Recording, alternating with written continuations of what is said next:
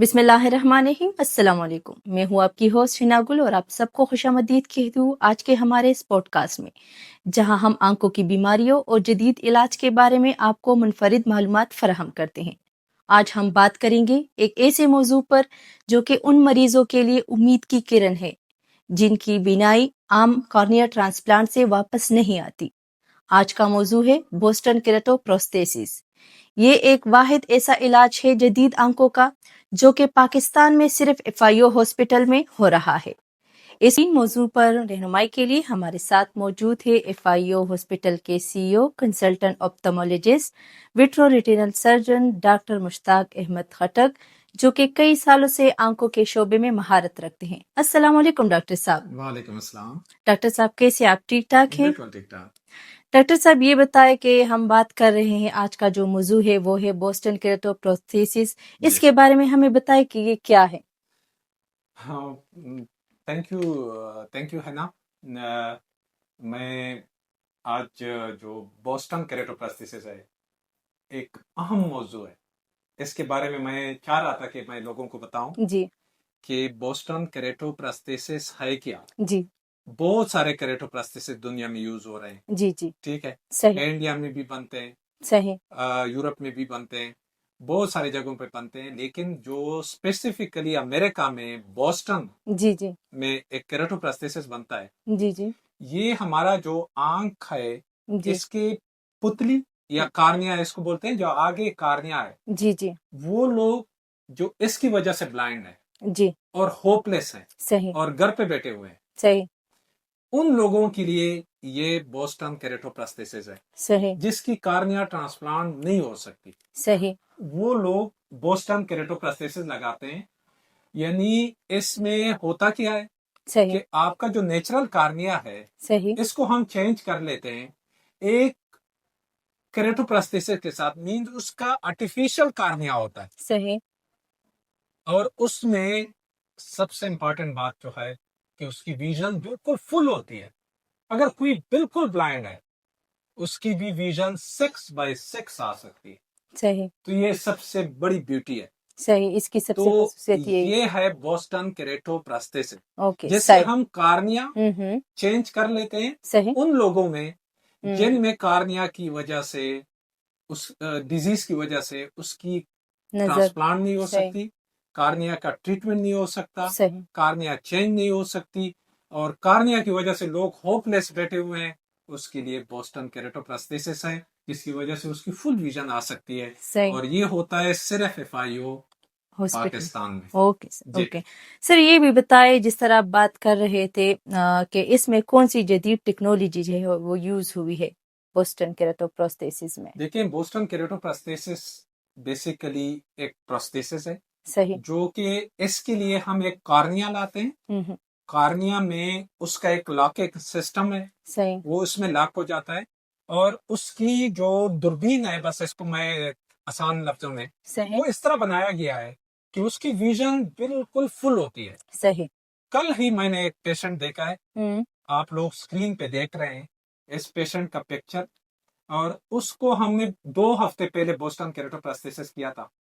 آج اس کی vision almost 6x6 آ رہی ہے، جس کی ویژن بالکل ہینڈ موومنٹ تھی، اور وہ سہارے کے بل چلتا تھا۔ صحیح آج وہ خود آ کے میرے سامنے بیٹھ کے بہت خوش تھا۔ صحیح ڈاکٹر صاحب یہ بھی بتائے جس طرح آپ بات کر رہے تھے کہ آپ نے پیشنٹ کے لیے یہ پروسیجر کیا، اس کی جو نظر ہے وہ آ گئی ہے، بالکل اس کو صحیح نظر آ رہا ہے، کہ اگر کوئی بندہ یہ پروسیجر کرے کتنے ٹائم بعد اس کی نظر جو ہے وہ واپس آ سکتی ہے؟ یہ بوسٹن کیراتو پروستھیسس جو ہی لگ جائے اسی وقت انڈر دا ٹیبل مریض کو ساری چیزیں نظر آنا شروع ہو جاتے ہیں۔ صحیح نمبر 1، صحیح صبح جب وہ پٹی ہٹاتے ہیں تو اس کی ویژن آلموسٹ فل ہوتی ہے، صحیح فل۔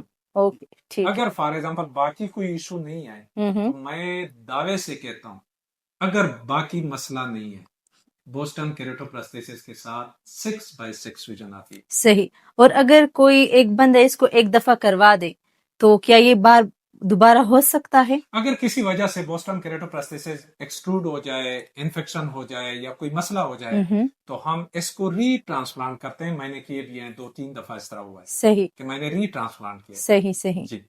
और सर ये भी बताएं, अक्सर लोग समझते हैं कि ये एक लेंस है, या ये लेंस है या कार्निया का मुतबादिल है?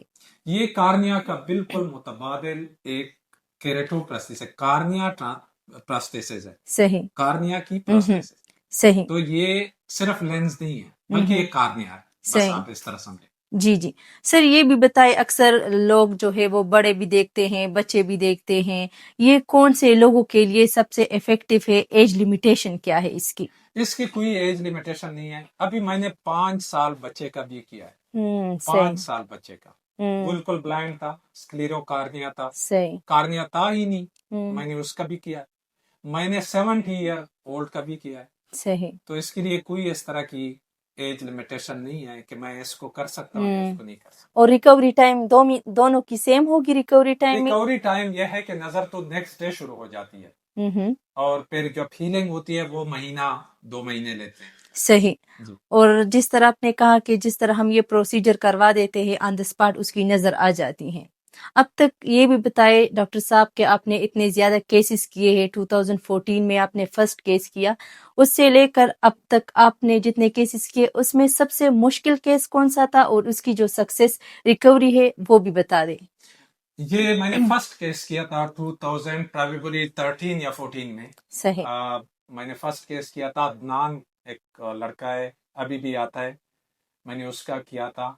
और मेरा मुश्किल केस था, फर्स्ट केस था मेरा। सही।